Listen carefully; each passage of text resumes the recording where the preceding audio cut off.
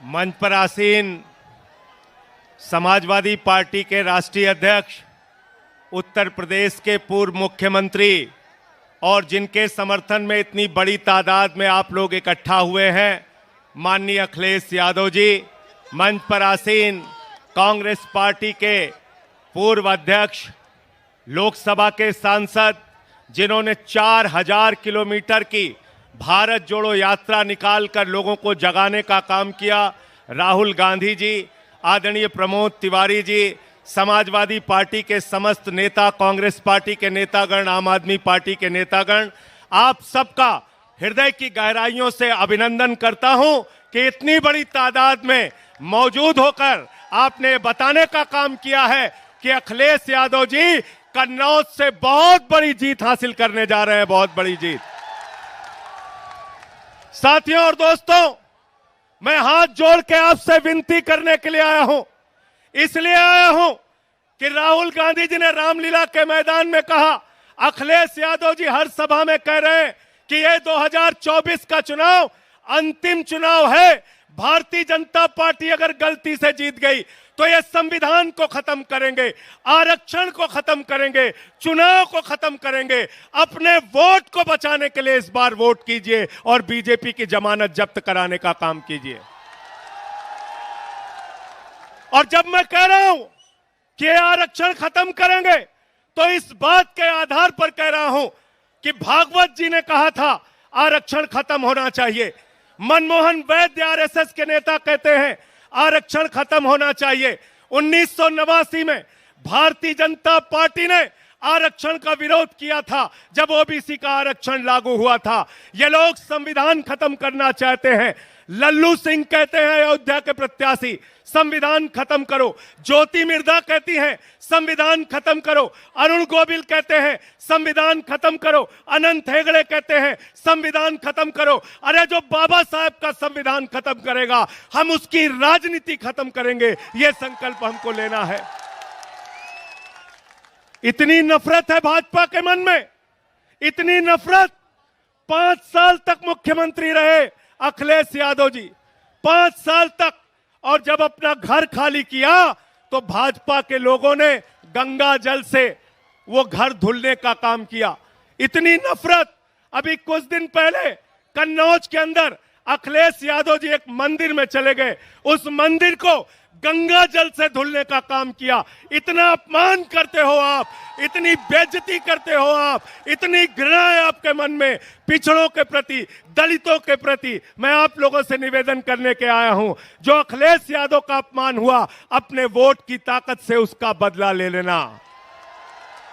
तैयार हो सब लोग? तैयार हो ना? तैयार हो? मंदिर का शिलान्यास होता है, दलित समाज से आने वाले राष्ट्रपति रामनाथ कोविंद जी को नहीं बुलाते।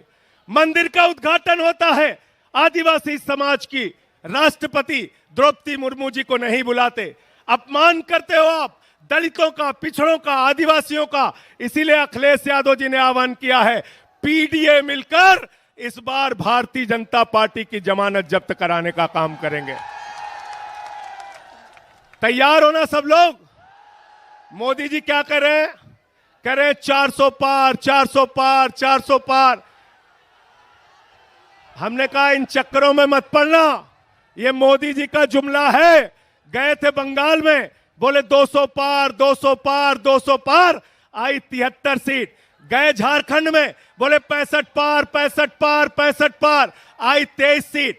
गए हरियाणा में, बोले 75 पार, 75 पार, 75 पार, आई 40 सीट। गए महाराष्ट्र में, कहने लगे 150 पार, 150 पार, 150 पार, आई 105 सीट। गए कर्नाटक में, कहने लगे 130 पार, 130 पार, 130 पार, आई 65 सीट। गए दिल्ली में, कहने लगे 45 पार, 45 पार, 45 पार, आई 8 सीट। गए मिजोरम में, कहने लगे 21 पार, 21 पार, 21 पार, आई 1 सीट। अब कह रहे हैं 400 पार, 400 पार, 400 पार। जनता करिए तड़ी पार, तड़ी पार, तड़ी पार। तड़ी पार करना है ना? राहुल गांधी जी लगातार अडानी अंबानी के खिलाफ बोल रहे थे। 10 साल में मोदी जी को अडानी अंबानी का नाम नहीं याद आया। चुनाव में अब कह रहे हैं अडानी के खिलाफ नहीं बोलते, अंबानी के खिलाफ नहीं बोलते।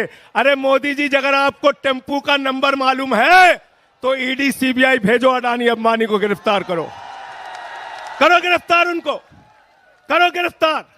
इसलिए इस जुमले में नहीं फंसना है। अंतिम बात कह के मैं अपनी बात को खत्म करूंगा। साथियों और दोस्तों, अखिलेश यादव जी ने उत्तर प्रदेश के विकास के जो काम किए उसके फीते आज तक काटे जा रहे हैं, उसके फीते आज तक काटे जा रहे हैं। इसलिए ये लोग स्कूल नहीं बना सकते, अस्पताल नहीं बना सकते, सड़कें नहीं बना सकते, बिजली पानी नहीं दे सकते।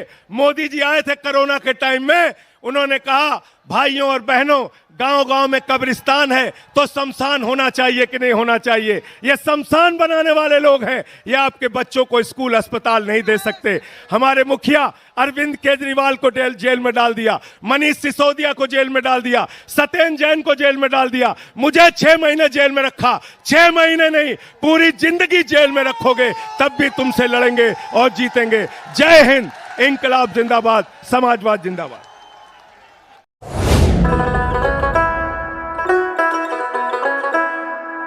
अगर आप ये वीडियो YouTube पर देख रहे हैं तो हमारे चैनल को सब्सक्राइब करें और बेल आइकन को दबाना ना भूलें। अगर आप Facebook पर ये वीडियो देख रहे हैं तो हमारे पेज को लाइक करें।